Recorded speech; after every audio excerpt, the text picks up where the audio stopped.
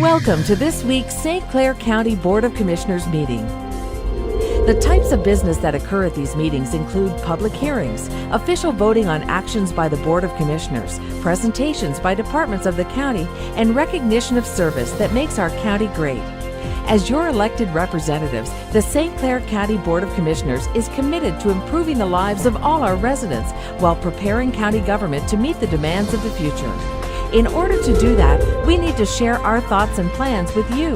More importantly, we need you to share your thoughts, concerns, and opinions with us. We encourage you to come and experience the process by attending any of these meetings. They occur every first and third Thursday of the month at 6 p.m. at the St. Clair County Administration Building at 200 Grand River Avenue in Port Huron.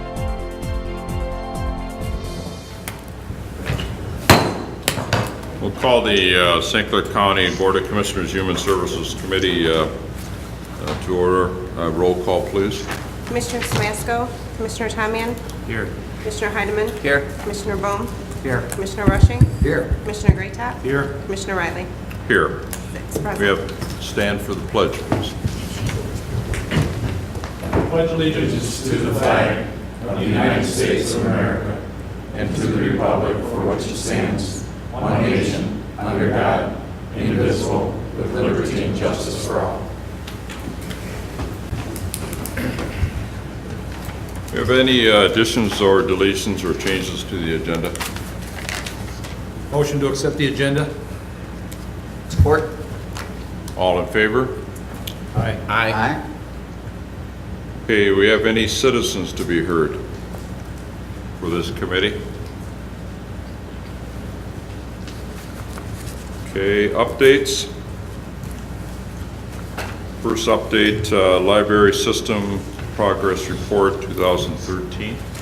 Hello there. Thank you so much for your time this evening. I just wanted to take a few quick moments to talk to you about the progress report that the library has produced.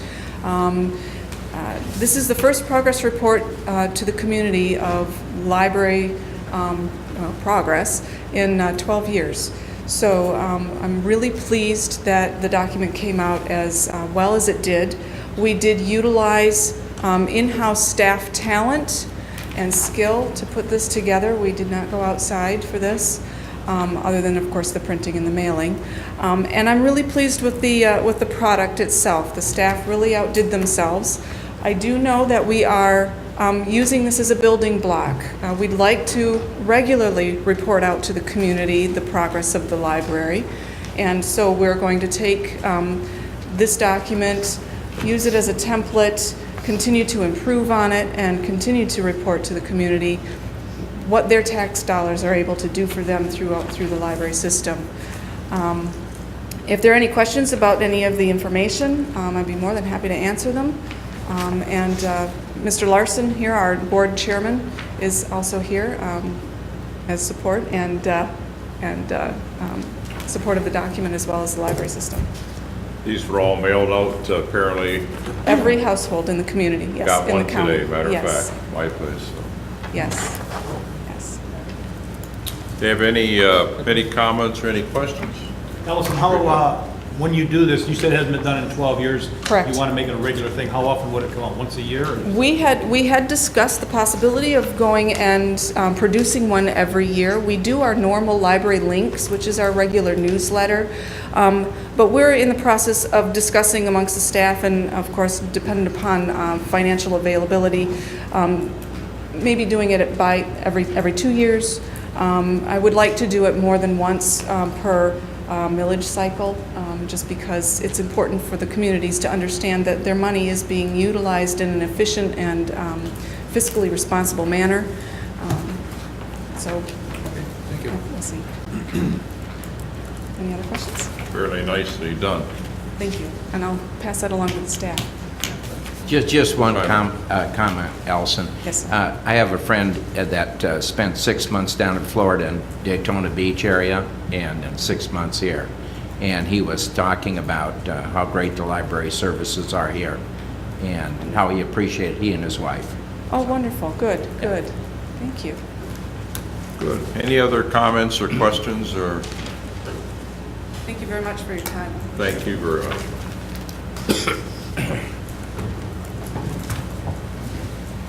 Okay, next item, conceptual initiatives. Old business. New business, item A, Commission on Aging appointment.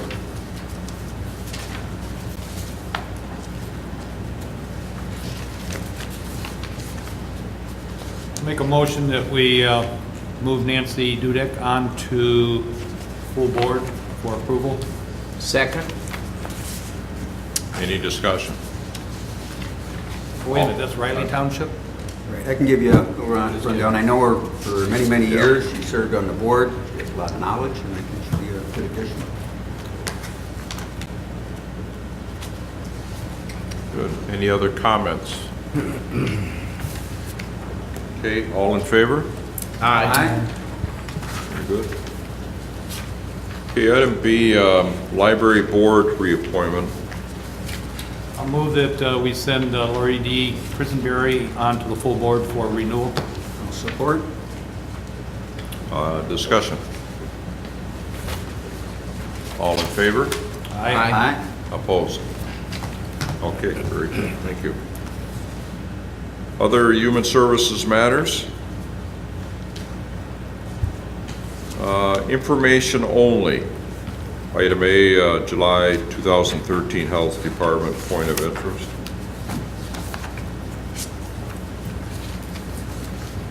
Mr. Chair, I move that we receive and file packets regarding the information of the July 13th Health Department points of interest. Support. All in favor? Aye.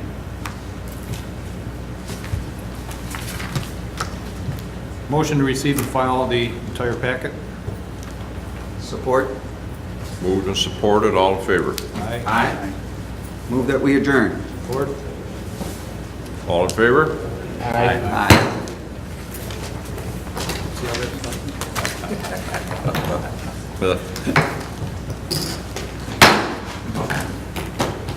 Call the Judiciary and Public Safety Committee meeting to order. The clerk take the roll, please. Commissioner Samasco, Commissioner Tamian, Here. Commissioner Heidemann, Here. Commissioner Bohm, Here. Commissioner Riley, Here. Commissioner Rushing, Here. Commissioner Greatop. Here. Any additions or deletions to the agenda? Move we support, accept the agenda as presented. Support. Moved and supported. Any discussion? All in favor? Aye. Motion carries. Any citizens wishing to address Judiciary and Public Safety Committee at this time? Seeing none? No updates under conceptual initiatives. Commissioner Riley, you have an item for us? Yes, I have a couple things I'd like to bring up tonight. Briefly, just to let you know, back in 2002, for years, Portland Township had a issue with the rail on Michigan Road for fire emergency calls, and they get down to the Michigan and Grizzle, and all of a sudden they had a blocked intersection, and they have to make the turn and go the slow way around, and it created a lot of havoc for them for years. I was involved with them in the rail, putting together an alarm system in their station so that when the alarm came in for any kind of calls south of Griswold, that they could look up at the lights. There was a lighted section, and it told if anything was train-wise was crossing range at Griswold or Michigan Road at Griswold. And what that did for them is tell them, okay, we got to go a different direction. With the new bridge coming in right now out there, or not bridge, but overpass over the rail, this is going to take care of the problem for them at Michigan Road and Griswold. In doing that, they still have the range one, but they can work around that. Well, I went to Portland Township and asked them if they were not going to use that system any longer, if they'd consider working with Kimball on it, because Kimball has the same problem. They have a similar problem at Range, Allen, and Wadhams. And basically, the equipment is in Portland Township's fire station. It's at the location of the tracks at Michigan Road at Griswold, and also at Range They have send signals in when the train crosses, and they even had it set up where we could call from the station if you saw Range Road, something coming in on Range but not at Grizzle. They could call over to the rail and say, please hold it up, we're coming through. So I went to Kimball, and they were definitely in favor of this if we could work this out. I was planning on it, and I've talked to both townships, and I'm going to go to the rail and see if we can get them. They're the ones that footed the bill the last time for all the equipment and all the hookups, which was fantastic, really. It was a lot of money involved, but they were excellent to work with. So I was going to go to them and see if we can get them to remove the equipment from Port Huron Township. Also, remove the Range Road one can just be turned and aim it toward their fire station in Kimball rather than Port Huron Township. And also the one at Michigan Road is no longer used. They take that down, and Kimball would like to put it at Wadhams Road. So just to give you an update, that's what's going on, and I will keep you advised of that. I think it's a great safety item. It responds faster for the departments. It gives them a little more heads up when you have an emergency call. Good. Appreciate that. Thank you. Keep us posted if you would. Yes. You have one other item? Yes, I spoke today to Bob Lewandowski, Port Huron Township supervisor, and he asked a darn good question today. Everybody throughout our county is looking at fireworks ordinances, and I had one that was given to me today for Kimball that Port Huron Township is looking at. Well, I know some of the cities are looking at it, some of the townships are looking at it, and Bob asked a question today, why can't we have a county ordinance which would make it easier for Sheriff Donlin as far as policing any of this, because if, for instance, I'll pick on Riley Township or Wales Township or anywhere in our county, if the township, the county patrol car is there, and he doesn't have to worry about the ordinances being different from one place to the other, that Fort Grass should be the same as Marysville, Marysville would be the same as Port Huron, Emmett would be the same. So across the county, it make it a lot easier for policing for the Sheriff Department and MSP if they happen to be in doing this. I wanted to get you the opinions tonight, if I could, from the commissioners, and then refer it to council to look into to see how this could be done and if it could be done. Any thoughts from any of the other commissioners? A couple, I guess. Commissioner Bone? I was just going to say the state obviously passed some recent legislation that has Right. called firework friendly, whatever. There's a lot of different information there. That would be the first thing that I would check as far as what the state ordinances are. Sometimes when you get into county-wide types of things, some of the local ordinance, some places may be more firework friendly, so to speak, than somewhere else. I don't know, passing a county-wide ordinance. Yeah, the only thing when Bob mentioned it today, I thought from the purpose of making it easier to police for the Sheriff's Department, if Fort Gratiot has a different time deal or Port Huron Township or Kimball does, if we had something countywide, then it'd be a lot easier for him to say, well, I don't have to go to my book and look something up to see what area I'm in. But I think council, I recommend that they look into it for just what you said, Jeff, and if they come back and say we can't do it because, well, then. We just did a cursory glance at the ordinances, and we were quickly informed that you can do it in a municipality like a city or a township, but the county doesn't have that jurisdiction. That was a cursory glance at the ordinance as it stands right now. But we're going to take a deeper look at it. Howard, did you have something? No, that was my comment. We're Commissioner Rushing? Counties are somewhat restricted in terms of policing ordinances. That's typically reserved for municipalities and townships, so. I think Bob's mention was that it would be, and I have to agree, it would make it a lot simpler for policing something like that if you have everybody under one hub. But if it can't because of the state, the way they wrote it, well, then that's the way it is. I think it's a statutory restriction on what counties can and cannot do. Commissioner Rushing, you had a question? Yeah, being a previous township supervisor, the 23 townships, you have general law and charter townships, and I believe there's 5 charter townships in the county. Once you have your ordinance written, they become the enforcing agent. And if we had a countywide ordinance, you would have variance ordinances already written in the townships. If they didn't agree with you, then you might have one on that's firework friendly. You'll have another one that's very restrictive. And it's going to be pretty hard for the sheriff, for us to write an ordinance, unless it's at least restrictive, that would cover the whole, even if it's, we're able to do that, so. I think we're going to probably direct this over to Corporation Counsel and have them give us an opinion. Commissioner Tamian. I have a similar concern. I think, I like the idea, but I'd like to make sure that before we actually considered adopting something, that we made sure that we communicated with all the different units of government and they had a chance to comment before we adopted something on a countywide basis, because there just may be some conflicts, and I think that's important. We'll look into it with Corporation Counsel and see where we go from there. Yeah, I agree, and I think, and I agree with you too. I think my thought was that if the first thing we'd have to do, if council says, oh, it could be done, then we have to go to tell all the townships and make sure everybody's on the same plate. So. Very good. We appreciate those Thank you. initiatives. Let's go to any other conceptual initiatives. All right, then let's move on to old business. Seeing none, we'll move to new business. 7A, fiscal year 2014 Community Correction Plan. I see Jerry Selmers here. Do you want to address this, Jerry, and fill us in? I can do that. I have a feeling that we've heard this before, maybe? You probably have. I'll try to be brief. This is the 2014 Community Corrections Grant and Plan. The grant application is something that we send the Department of Corrections, and they support certain use of our correctional resources. In this case, it's the RSAT program, which is the Residential Substance Abuse Program. And in addition to that, the grant supports the, for OUIL third offenders, the state reimburses for a certain amount of jail time, 5 days for each of those offenders. So that's what the grant pays for.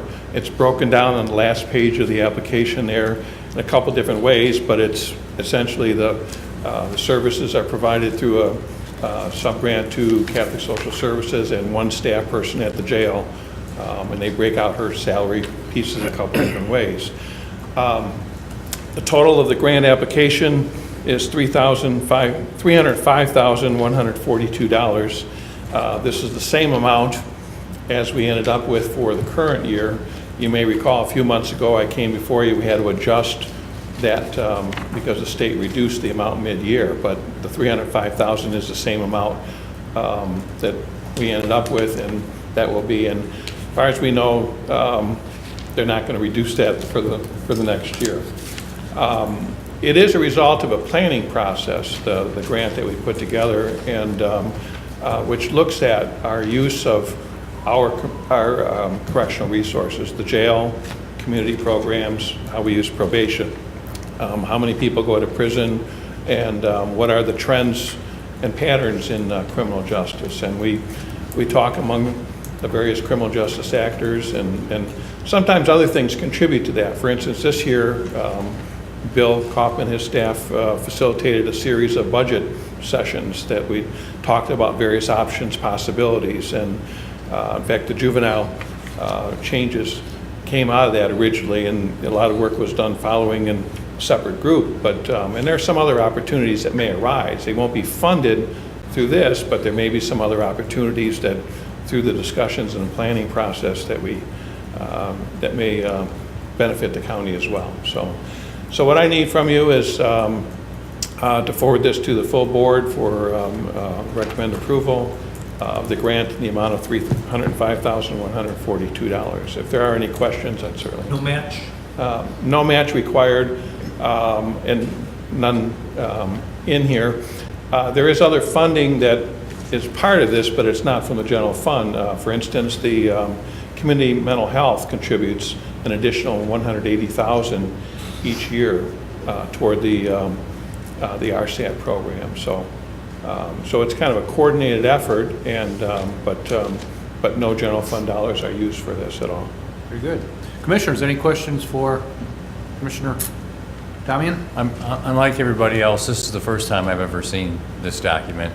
That's fine. You have Just a couple questions. On page 7, there's a question: does your county have a written county jail population plan per Public Act 139 of 2007? And the answer is no. Makes That's this up- correct, yeah. The statute provides an option to have a plan relative to population and use of the jail. And so it's not a requirement, they just want to know if we have one in place. And Okay. we do not a formal thing. Some counties build in things like allocating beds, things like that. Typically, that's where there's overcrowding of the local population. They can't handle that within their particular capacity, and sometimes they'll do things like that. So that's where that tends to be, and the state generated some guidelines in that statute, how to develop it, what should be included, that sort of thing. The reason I asked that question, it makes it sound like there's a law out there that requires you to do it, and our answer was no, we don't do it. No, But it's not a requirement, understand- it's an option. but, I understand your response. And my last question, and this may just be a typo, but on page 8, question 12, it says, does the jail accept weekend sentences? And the answer is yes. Then the next question is, if yes, approximately how many weekenders book in each weekend? And it says not applicable. So I'm thinking that's probably I'm sorry, there was page 8, what question was it? number 12. 12, okay. Oh, in other words, how many do we accept on a weekend basis? I don't have a number for that. It's very few, but I just was acknowledging the fact that there are some that are sentenced on just weekends. But it's a rare occurrence, essentially. Oh, The okay. NA was not available in that case, so. Oh, okay. Yeah, the jail just didn't have, they don't really track that, so. Good enough. Thank you. Thank you very much. Okay. Any other questions from commissioners for Jerry? Okay, Jerry, thank you very much. I move we send this to the full board. Support. I have a motion and support. Any further discussion or questions? All in favor of sending this on to the full board? Aye. Opposed? Motion carries. Jerry, thank you very much for coming. 7B is the contract for juvenile detention services with Macomb County. We have Amy DeLange in the audience. If we have any questions, Amy, do you want to address us or do you want questions?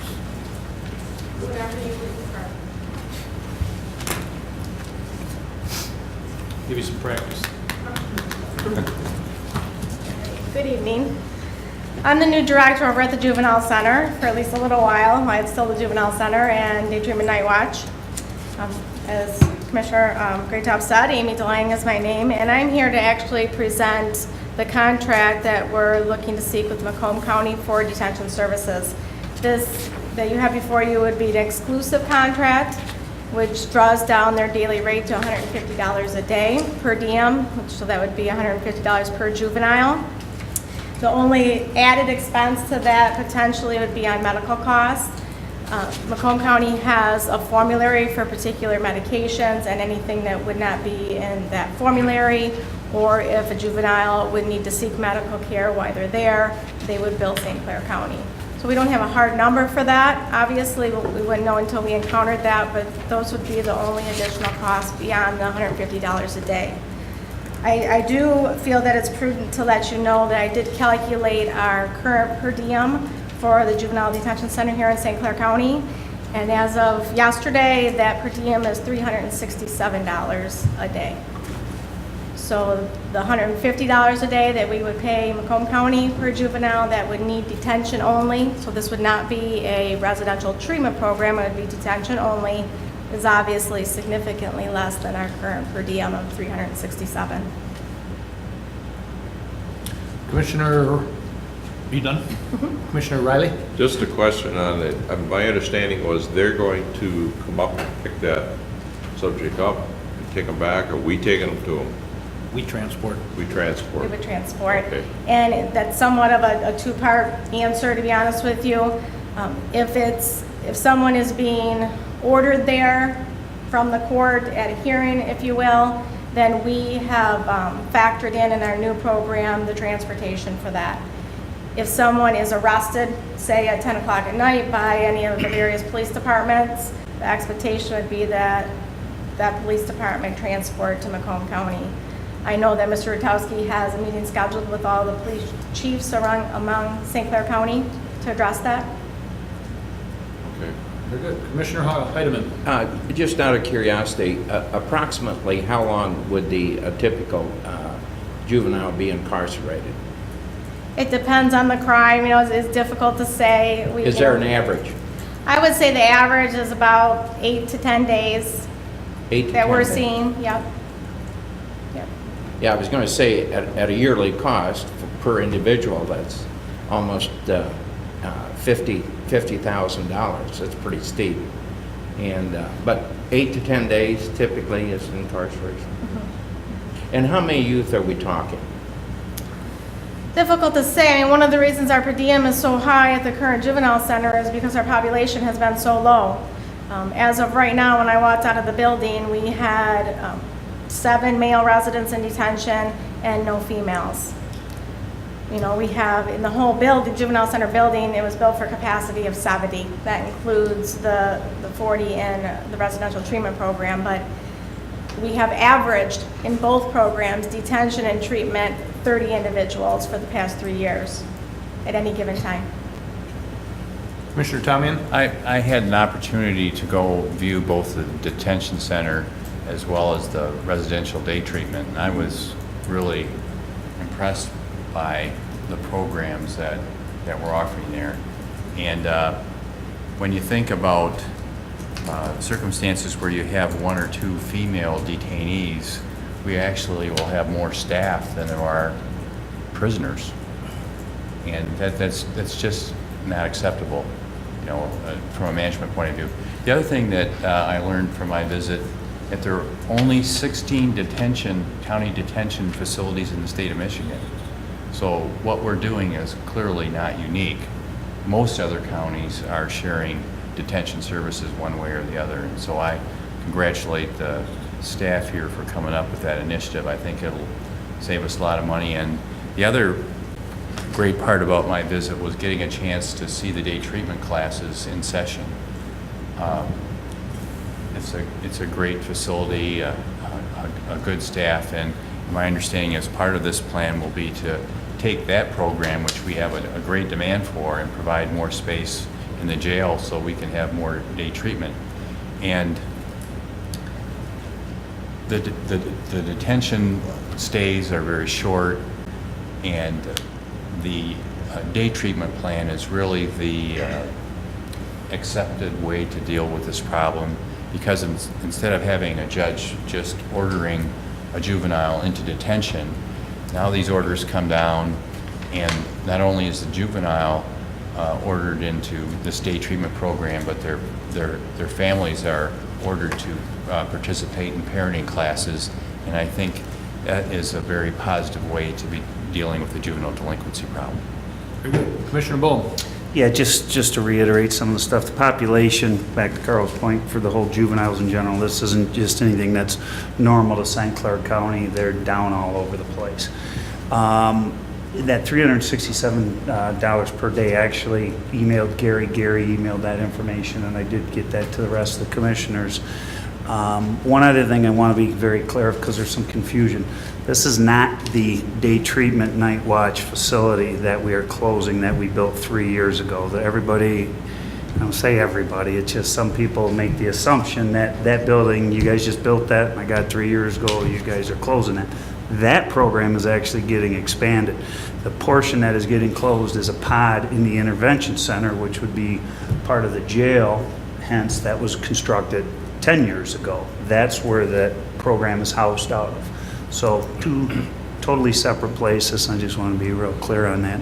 And yeah, the consolidation with Macomb County, we've got a great working relationship with them on other, you know, we do lots of stuff. I can tell you myself, an administrator, meet on a fairly regular basis down there, and I think it'll be a good fit for us. And let's face it, $367 per day, just because the numbers aren't there. We've got to look to do, you know, look for some alternatives. So I commend you guys on this.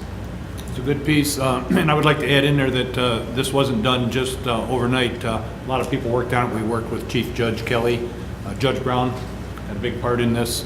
And if we send kids to Macomb for incarceration, there also is the option for treatment if it is so ordered. They can get treatment down there. If treatment is needed beyond that, there are other facilities that are at our disposal where we can send kids for the treatment.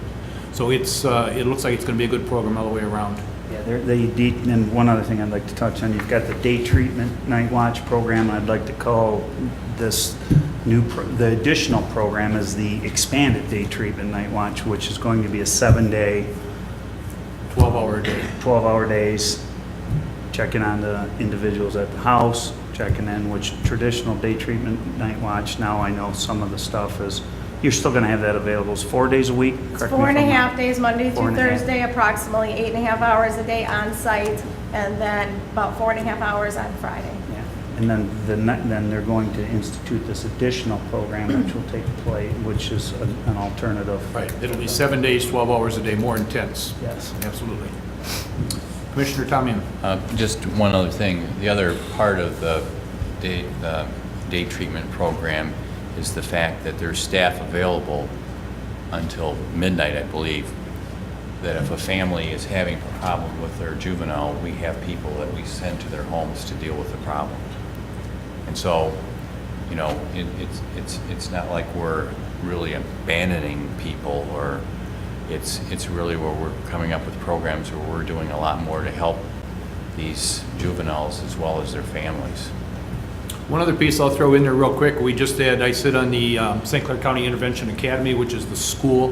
It's a charter school that teaches at the Juvenile Detention Center, and we are expanding that to include the current day treatment night watch program in the other building.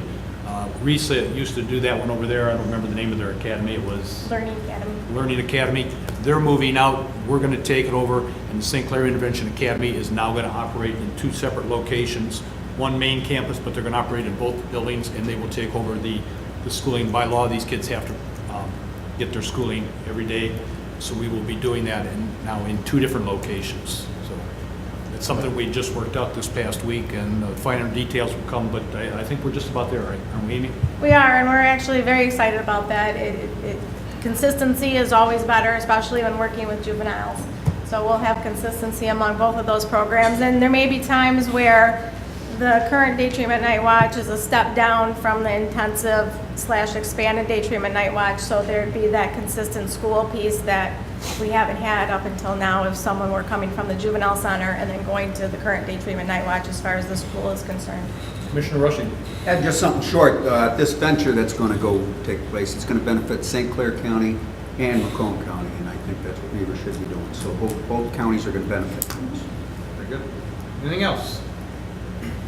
Amy, thank you very much for, are we okay? Thank you. Yes. Okay. I'll move and send this to the full board. I have a motion to send it on to the full board. And support? Any other questions? All in favor? Aye. All opposed? Motion carries. Are there any other matters for judiciary and public safety?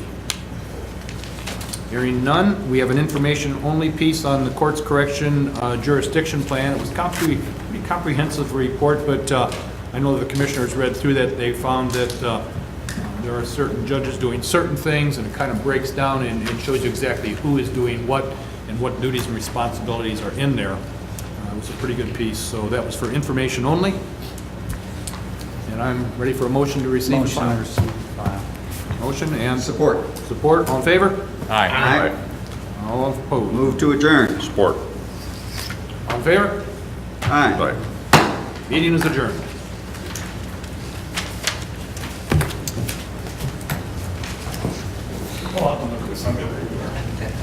I need the extra.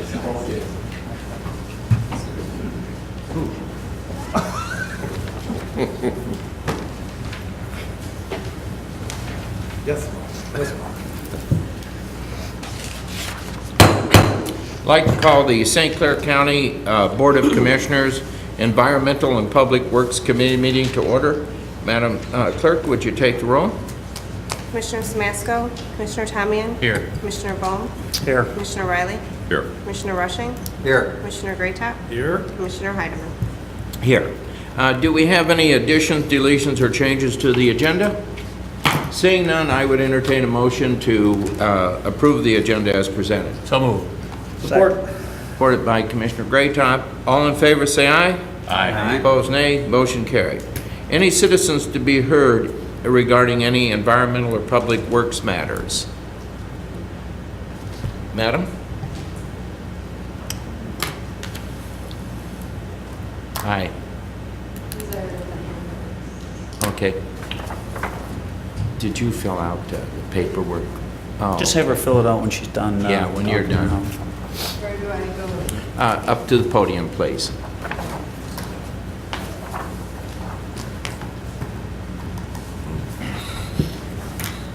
My name is Kay Cumbo, and I'm a resident of Lynn Township in St. Clair County.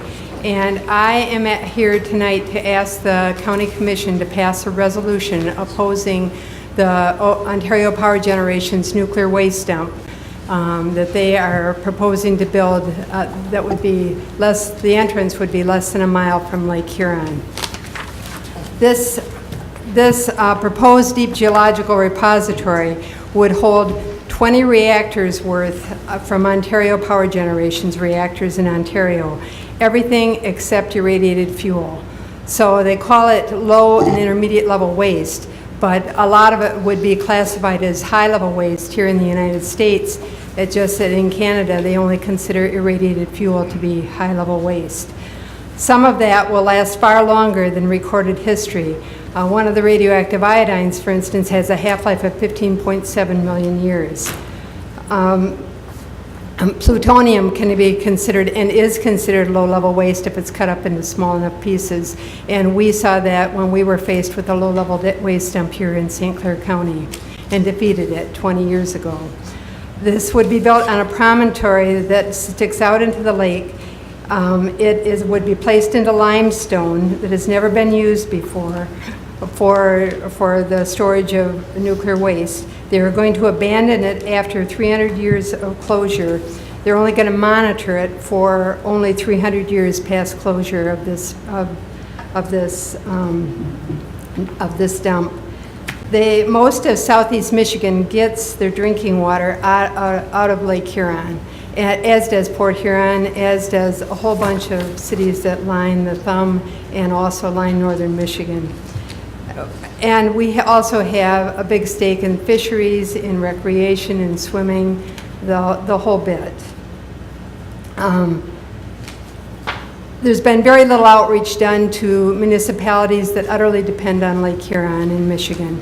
And in fact, the whole area that was described for impact, it did not include Michigan at all. It was just a little bit around the dump itself.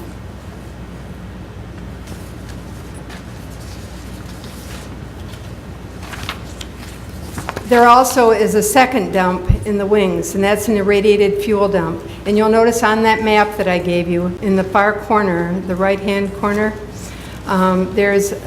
shows a second map that shows where cities that are candidates for the high-level waste dump, for the irradiated fuel there. And among those are several just north of the Bruce.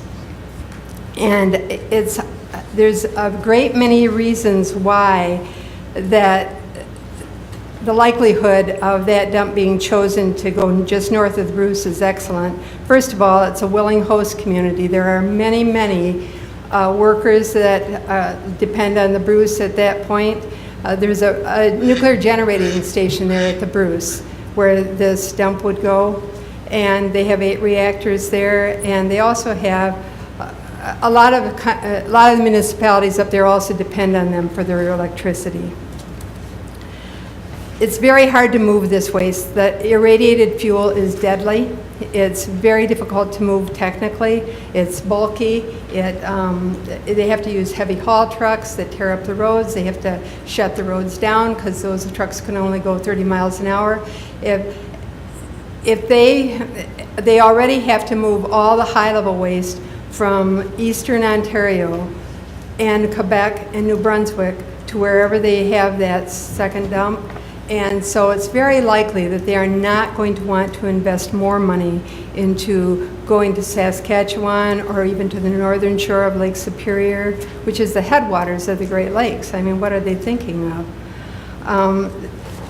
So the reason we're asking for a resolution, and I should say that in 2008, the St. Clair County Water Quality Board passed an excellent resolution opposing this dump, which is in your packet there, and also several other communities did as well. Marine City, Macomb County Water Quality Board, the Macomb County Board of Commissioners, and there were a couple others as well. And now, in this year, we had the Michigan Senate pass a resolution that was passed unanimously. We had the Macomb County Water Quality Board pass a second strong resolution.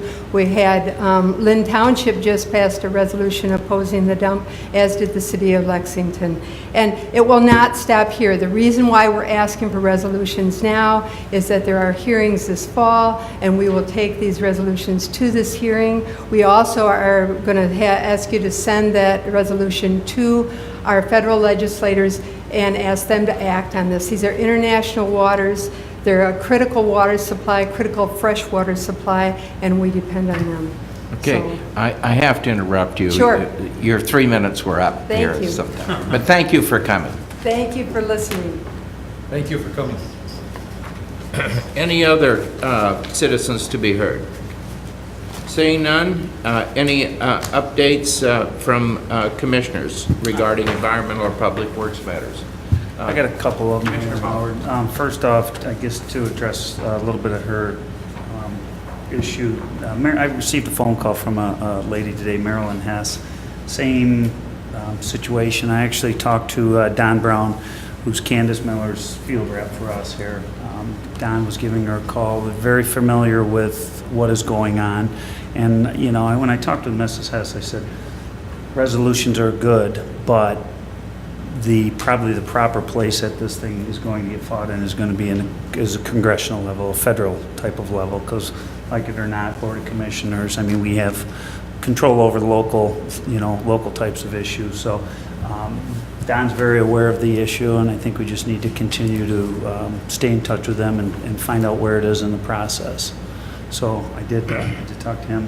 One other thing, airport. I went out to the airport today and looked at all the facilities, just a little update on what's going on out there. The Emergency Operations Center, they're just waiting on the fiber hookup. They're getting really close. They've got all the furnishings and everything's in place there. The Convention and Visitors Bureau building that they actually moved and located out to the airport, they're working on getting the hookups there. They're going to be using one of the rooms as a conference area, so when some of the pilots actually can come in, some of the sales, for example, I was out there today, there was a fellow that came in from South Carolina that had to go out to one of the companies. He had to haul all this stuff over to the company, and it's going to be a nice little add to, I guess, that they're going to be able to do that, where they'll be able to set up shop right on site, and some of the companies can have their meetings right there, along with the classroom situation. We've had a lot of discussion previously with SC4 on some of their firefighting and training. We're going to continue those discussions. August 1st, today was the first day that our new FBO was taking over. Brad was out there. I was talking to Brad. He seemed really real excited, real positive. A lot of good things going on the last couple weeks. People have really been supporting that operation out there. One other thing we just recently received, I'm going to kind of tag team this one with Bill Kaufman. There were two buildings that were in the Air Industrial Park previously, and they came back to the county on foreclosures. And one of the facilities that we received is it's a storage facility. It's in fair shape, would be probably fair to low, but for just cold storage, actually minimal heated storage. It's pretty sizable. What we're going to do is talk to Jeff Friedland about it, because I had the meeting with him today, and I know Bill has, is look at taking the things that are housed in the heated indoor storage facility at the airport and move those assets over to this other facility, which is just a stone's throw. It's a couple doors down from the other facility. What that will do then, and Jeff concurs, all the stuff that he has can be put in that facility because a lot of it is a storage type of situation. That will give us the opportunity to probably open up that building for another 5 to 6 aircraft, sizable aircraft that pay sizable amounts of money to house their planes in that. And I know Brad's already got a few individuals interested, just some of his existing client base. So that building just came back to us. And you want to talk more about that building, Bill? Is that pretty? Just point out, yeah, that the building was in fairly rough shape. It did take a while to settle with the owner and move all the material out. And Corporation Counsel was very helpful in assisting us in doing that. The airport director has used community service workers quite a bit to help with the cleaning of that facility. We have had the water turned back on, the electric reconnected, the heat. We're looking at the furnace had been displaced at one point, so we're looking at replacing the furnace, and so we can store things in there in the winter as well.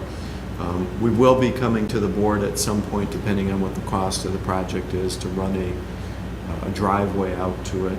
This is a building that was attached to another parcel that kind of shared a parking lot and a driveway, and we'll now be required to put our own driveway in parking areas. So we'll keep you informed on the progress of that building, but as Commissioner Bohm pointed out, the intent is to empty out space within the county facilities that could be leased and generate some revenue for the airport so we can make continued improvements out there.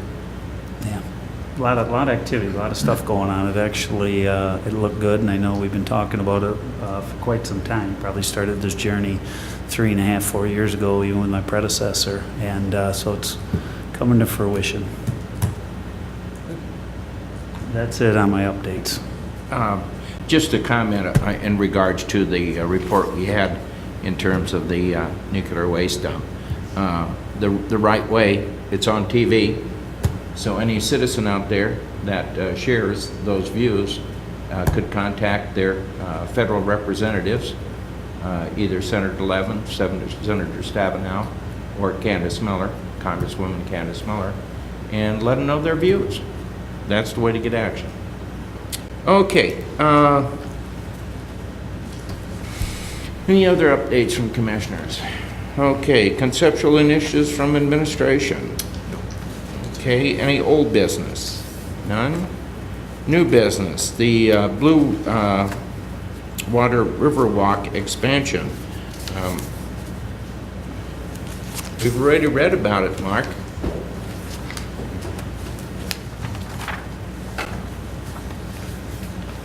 Yes, you have read about it, so good evening. Our efforts to assist with the Blue Water Riverwalk expansion, and I should just back up one step and say, you know, the vision and the guiding agency for that whole project is the Community Foundation for St. Clair County, and back several years ago when they did the master planning process for the project, St. Clair County said, you know, we're willing to partner on this, you know, let us know what we can do. And our piece of the puzzle, so to speak, is the southern tip of the property, just north of the Seaway Terminal. And we have two projects going on. The first is a acquisition grant we received from the Michigan Natural Resources Trust Fund. We are at the final stages of working out a purchase agreement with Atchison Ventures and hope to, within the next month, bring a document to you for action. Mr. Fletcher has all the grant requirements and is familiarizing them with what's required before he starts drafting the appropriate documents. So we hope to wrap that up within the next month or so. The next step in the process, we've already had received good news officially Monday. We had submitted an application to the Great Lakes Restoration Initiative for a grant to construct reconstruct, I should say. Originally there were wetlands there, and that was they were all removed when the shoreline of Port Huron was industrialized.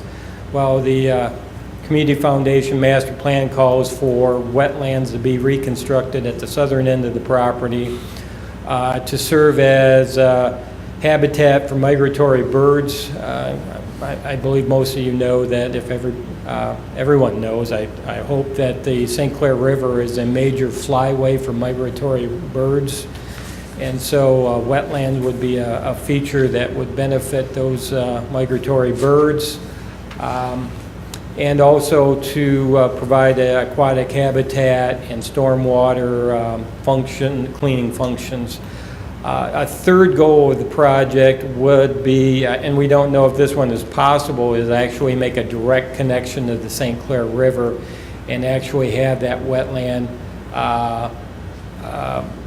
serve as a fish nursery for St. Clair River fish. Now, the engineers are going to have to figure out whether that's possible or not, but it's certainly a goal that the Fish and Wildlife Service is pretty excited about. So on Monday, it was formally announced that the St. Clair County was awarded a $1,039,500 grant to engineer and construct the wetland. The local match requirement under the grant is $300,000. The good news is they will accept all of our acquisition costs towards that match, including the trust fund grant that we received. So I don't believe we will incur $300,000 worth of acquisition costs, but I think the majority of that $300,000 will be handled through that acquisition. So any difference we would have to make up in either local dollars, or I had a conversation with Don Brown yesterday, and he's looking for opportunities and be talking to Strategic Federal Affairs to have their antenna out there. So Gary, tonight you should have at your place a grant contract that was provided by the National Fish and Wildlife Foundation.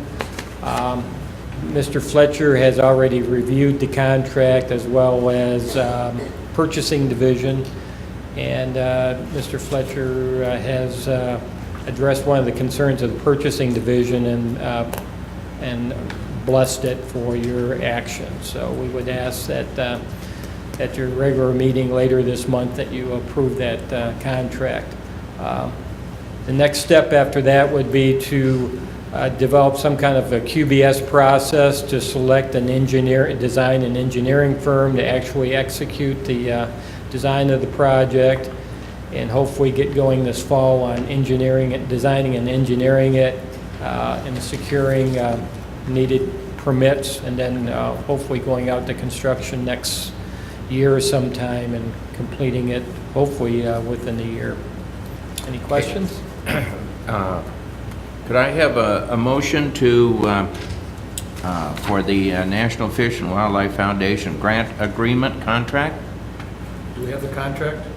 It was placed at our desk tonight. I'll make the motion. Made by Commissioner Bohm, second by Support. Commissioner Tomlin. Can I, ask Go ahead. So is our motion to approve the contract tonight or send it out to the full board? Send it on to the full board. That's, thank You have a question for Mark? That was my question. Okay. Anyone have any questions regarding this? Seeing none, thank you, Mark. Thank you very much. Commissioners, all in favor say aye. Aye. Aye. Opposed, nay. Motion carried. Thank you. We have solid waste committee appointments.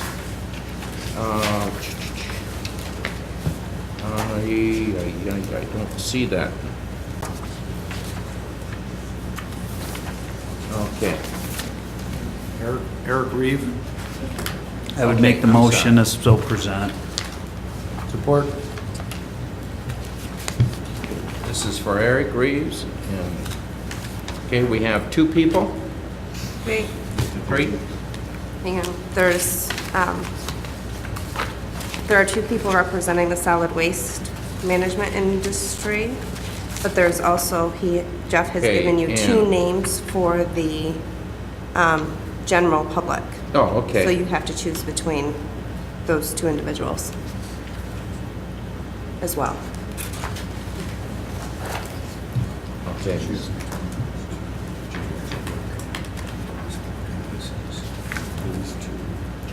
Oh, I'm sorry.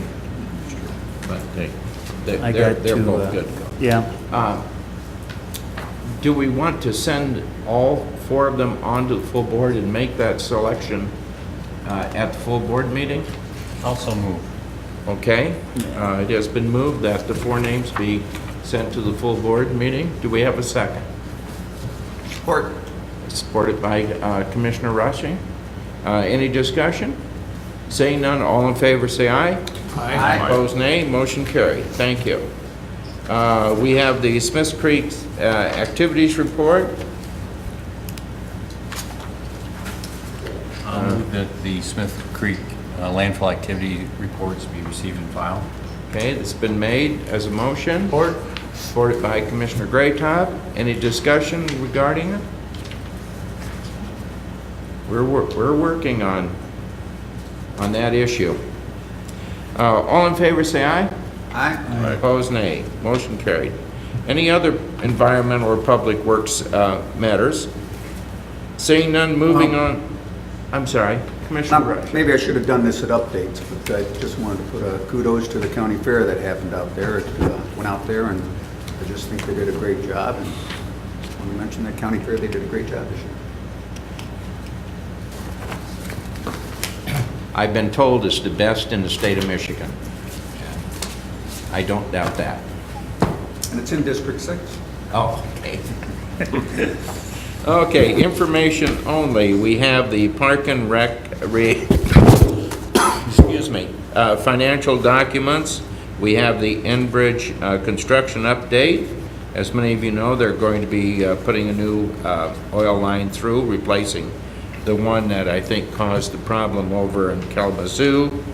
The MSHDA notice of grant closeout, Enbridge construction notice, and the Lapeer County request for solid waste disposal. We talked about all of those earlier. I would entertain a motion that we receive these information items and file them. Make a motion that we receive and file items 10A through 10E. Support.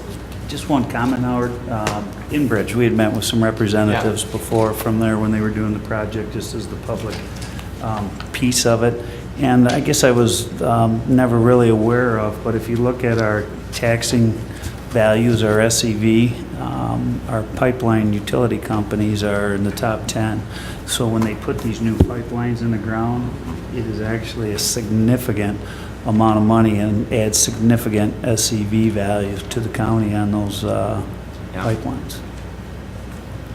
They pay, I know you're looking at me funny, Carl, they pay a lot of taxes on those pipelines. I wasn't sure if are the pipelines personal property? Or? Personal property, yeah. Kind of caught me, but I never knew that. I was always just under the assumption. Pipelines and even like ITC, you know, they're putting the new power lines and those types of things up. They pay a lot on that too, so. I was just wondering if they are personal property with the recent personal property tax reform, how large a tax increase it really will be. In some of the legislation, I recall that new personal property was going to be tax exempt. They actually gave us the sheets as far as, and this is 6 months ago, and I just didn't bring it up at the time, but it was a substantial increase. Well, that's good news. Yeah. Never knew it. If I could jump in just to respond to that, and correct me if I'm wrong, Carrie, I believe utilities have been exempted from that personal property tax exemption, so utilities would still pay. Okay, all in favor say aye. Aye. Opposed, nay. Okay, the information has been received and filed. I'd entertain a motion to receive and file packets. So move. Regarding this.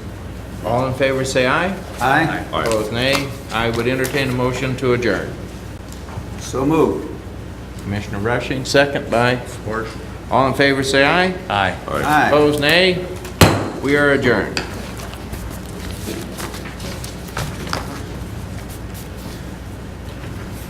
Oh, I'm sorry.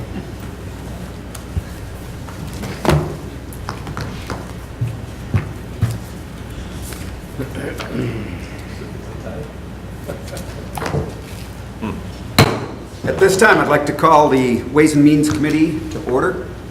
Could I have roll call, please? Commissioner Samasco, Commissioner Tamian. Here. Commissioner Heidemann. Here. Commissioner Bohm. Here. Commissioner Riley. Here. Commissioner Graytop. Here. Commissioner Rushing. Here. This time, do we have any citizens wishing to be heard? Seeing none, we'll move up to updates. Do we have any updates in regards to Ways and Means? Mr. Cobb? I do, please. Just a couple of things that we're working on that will be coming to Ways and Means very soon.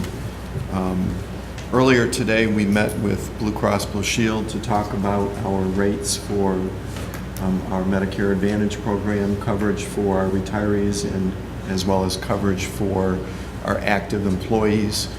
We're working on setting the rates and understanding what they may mean to us. We'll be analyzing some alternative approaches as well, and presenting those to you in September for your consideration.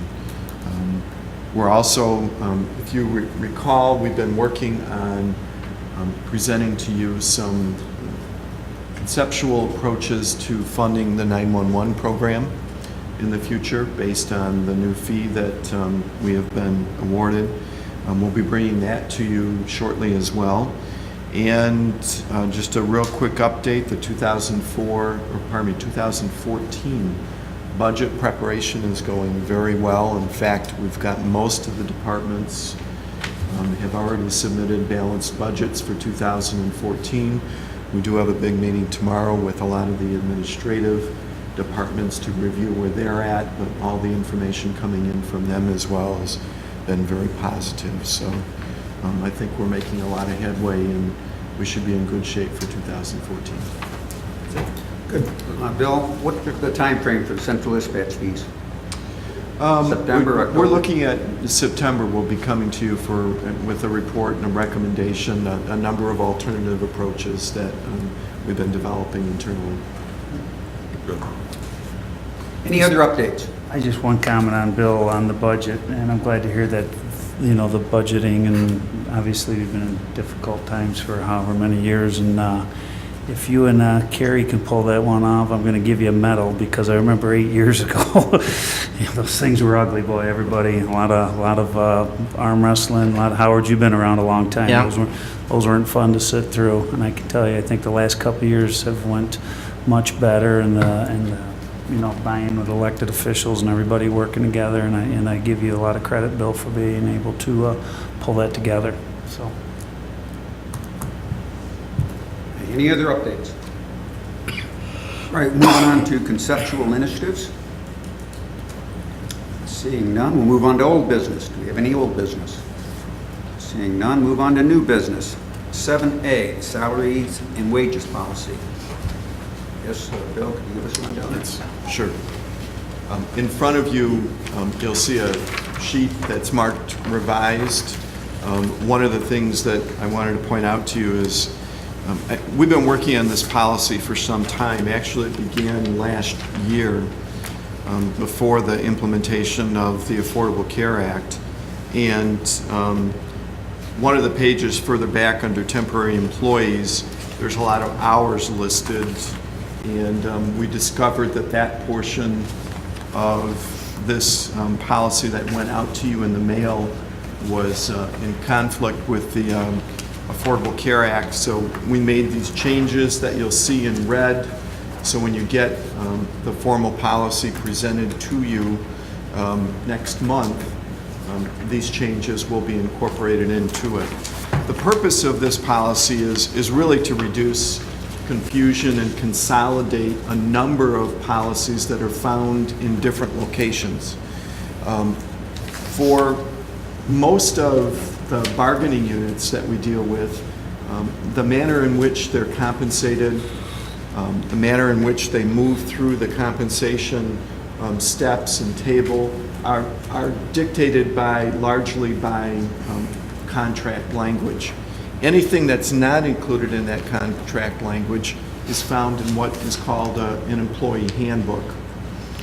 So we had contract language, we have the employee handbook, and then we also had a canoe employee agreement. It's not necessarily a contract, but for the non-affiliated or the non-unionized employees, we had a set of procedures to follow as well, dealing with many issues, including how do you set salaries and wages, and how do you administer the program.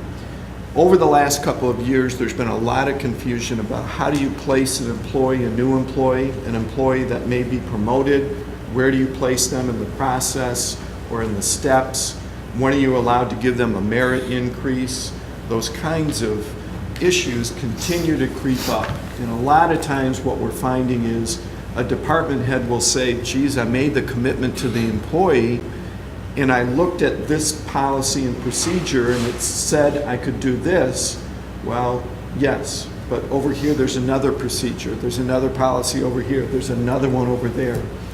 So we've been working for some time to try and pull all of this together, get it in one place, so it makes it easier for department heads and employees to understand how they move through the process in dealing with salaries, wages, promotions, even things like demotions. How do you deal with those?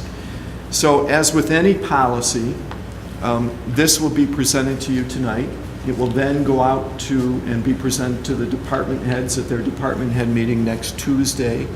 They'll have 30 days to review it and comment on it, and then it will be brought back to the board for your action at a later date. If there are any changes made to it, we will point that out to you. Other than a couple of areas where there has been some clarification provided, as well as this new language dealing with the Affordable Care Act, none of this language is really new. It's existing language, but it's found all over the place, and we've just pulled it all together into one location. So there's really nothing new here. It's just a clarification and a consolidation of a number of different policies. Yeah, Carl? Bill, I'm unfamiliar with the county's policy adoption process. When this comes to us for final action, is there a portion of this where we repeal the other policies? Yes. Because Actually, the county board has a policy on policies. So that's what we're following here. We're following your policy on how to amend or create a new policy. So this is the first time that we've had a consolidated policy, even though the provisions themselves exist in other Correct. policies. Now this does not affect any of the language found in the bargaining unit agreements. Doesn't affect that at all. What I read here is the only place this would affect those is where the bargaining agreement is silent. Correct. Well, I've got two obvious questions. One, I'm sure council's reviewed this and has their blessings the way it currently is written. No? Pardon me? Typically, yes. Well, yes, typically it goes to them. I don't believe this has gone to them yet, but that will occur during this 30-day review period. The other part is, are we going to need a motion at all just to keep this going forward, or just for discussion only tonight? Typically, yes, you forward it to the full board, and it will not go till, or it won't go until September's full board meeting, because your bylaws require that every policy lion wait for 30 days. So then I need a motion to have this for the full board meeting in the month of September. Also move. Support. Any other discussion? I'm just wondering if maybe rather than set a date to indicate that after it's been reviewed by the various departments and legal staff. If it hasn't been done at the time, We can table it. Yeah, just Okay. table it. So I have a motion to support. Any other discussion? All in favor? Aye. Aye. Any opposed? Motion passed. Okay, we'll move on to 7B, the parking lot repair award. Have Mr. March here.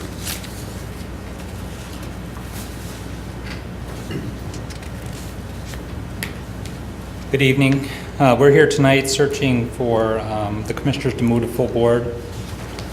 We recommend, we went out searching bids for parking lot repair. This is the third phase of repairs and seals cracks, striping for parking lots.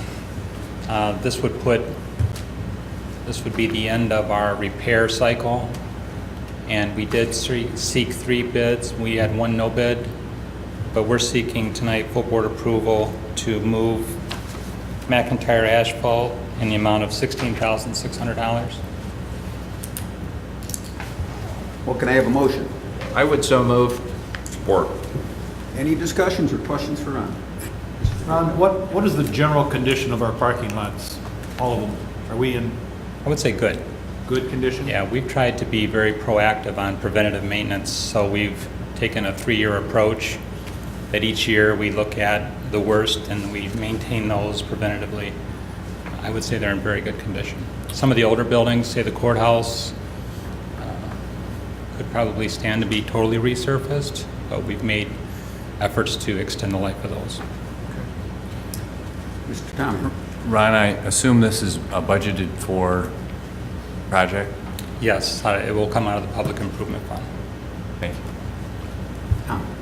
Is there, Ron, is this something that the sooner we get on this, the better for scheduling time for with McIntyre? Is that We like to do it before the leaves fall, typically. is there a reason we cannot, instead of moving this to full board, we cannot give approval tonight? Do you need it tonight? No. I'd recommend that we don't do it tonight. Okay, well, that's why I asked the question. Okay. Any other discussions? All in favor? Aye. Aye. Any opposed? Motion passed. Okay, move on to 7C, IVAC Tech Maintenance Worker Position Recommendation. Back again. We're here tonight to discuss, recommend, and request full board approval, well, not full board approval, you move to full board to appoint a new position. It would be a union position in the maintenance department. It would be a maintenance worker / HVAC tech, which is heating, ventilation, and air conditioning. The support for that would come from the general fund, but we have documentation in your packet, not only from accounting, but from HR, which we've requested comparable wage studies from other counties who may have similar positions. And the hope is to bring this back in-house and save the money to the general fund. One of the ongoing initiatives we've taken in our department is to continue to look at maintenance contracts or consolidate contracts through maybe it's elevators or chiller maintenance, anything that we can reduce our outside commitment to. Just over 3 years ago, we hired a very similar skilled trade in the master electrician. It's been very well received.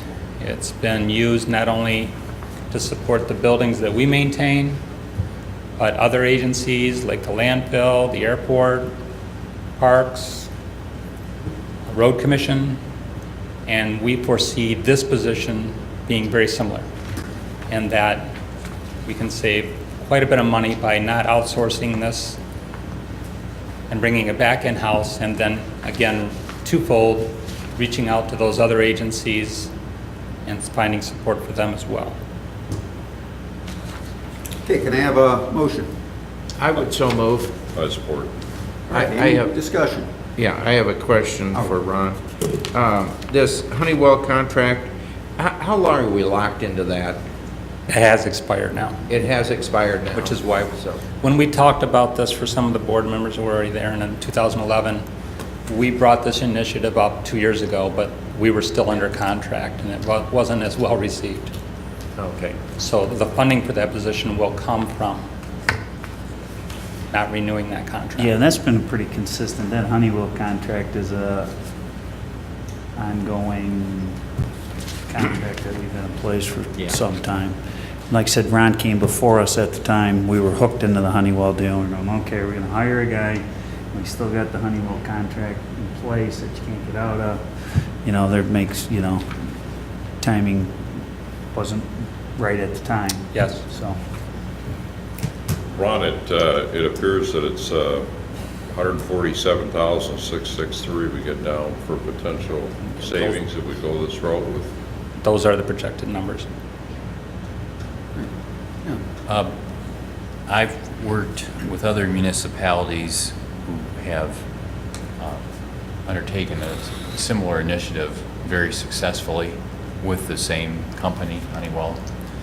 And I had an occasion to talk to Ron about what the difference would be, Ron, in wages between what we'd be paying our HVAC tech and what's charged in. Correct.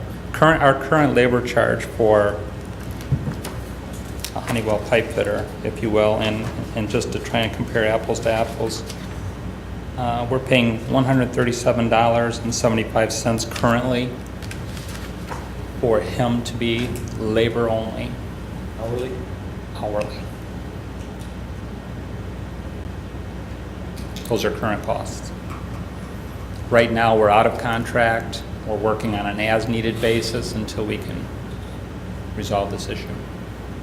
You're confident you can get somebody that has the ability to? We have reached out to the hospital and the college to see if they have similar positions, which Queern Hospital currently does. And they have had a position in place for some time and had great success, and most recently lost their employee who moved on to a better opportunity through a larger company. And they said they had over 86, I think he said, applicants file for their position. He seemed very comfortable to think that it was a very hard choice for them. Commissioner Dick. Ron, will the HVAC guy take care of the chillers also? Yes. One of the things you'll see on that document that Carrie prepared was an opportunity in 2015 to remove an additional $28,000 or free up an additional $28,000 that he can then maintain the chillers. But we have nobody on board currently. So you have a chiller contract right now that goes up to that point? We have a chiller maintenance contract in place for the Intervention Center, which has two very large units, this building that has two large units, the library and the courthouse. So when that contract expires, we'll save another $28,000. At the end of, it's April 1st, I believe. Because the guy you're going to hire is going to do all of it. Correct. Question I would have, Ron, is if this gentleman is on vacation or off or for whatever reason, are somebody else going to fill in, or how are you going to work that? Are you going to the outside on that? Well, if it's an emergency situation, we have no backup that would have the certification to work on it. We have a maintenance worker assigned to every building currently that maintains and preventative, changes air filters, belts when we can, all the stuff that we can do in-house, we continue to strive to do ourselves. But if we have an emergency situation, we're either going to have to call the employee to come back, or we're going to have to step out to get emergency service. Okay. One of the things that I was really glad to see in this report is that this technician has to have all of the required licenses. I've seen some other entities let people without the proper licenses do this kind of work and really get themselves into trouble that would negate the savings. So I think it's a well-written job description. Commissioner Greatow. Thinking about what Commissioner Riley just mentioned, if you had an emergency situation, would there be such a thing as getting together a plan in the area? Say the hospital has a certain employee, you have the same employee. If your guy is out, could you reach out to somebody like the hospital? That could be a good plan. Okay, just a thought. It's a very good one. Any other discussion? All in favor? Aye. Aye. Aye. Any opposed? Motion passed. Okay, moving on to 7D, Workforce Development Board appointment. Make the motion. We have support. Support. Any discussion? I just have one comment. Any potential conflict of interest with him serving on the different boards that he does? No, Renee Steffen currently sits on that board, and he's replacing her. It is the actual EDA representative. Okay. All right. Any other discussion? All in favor? Aye. Aye.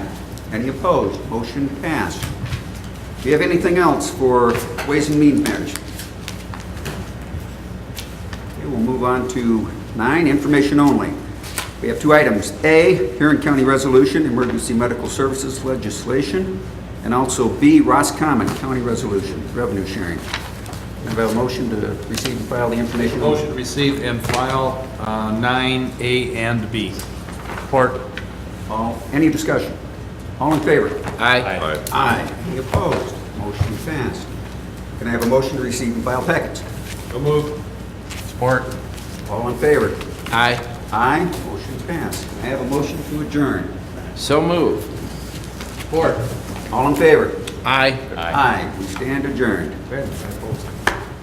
We hope you enjoyed this week's St. Clair County Board of Commissioners meeting. Your St. Clair County Commissioners broadcast these meetings on Comcast Local Access Channel 12 every Wednesday night at 9 p.m. If you have any questions on any part of this program, please feel free to contact your St. Clair County Board of Commissioners or staff. You can find their contact information, the meeting agenda, and videos of the meetings at www.stclaircounty.org.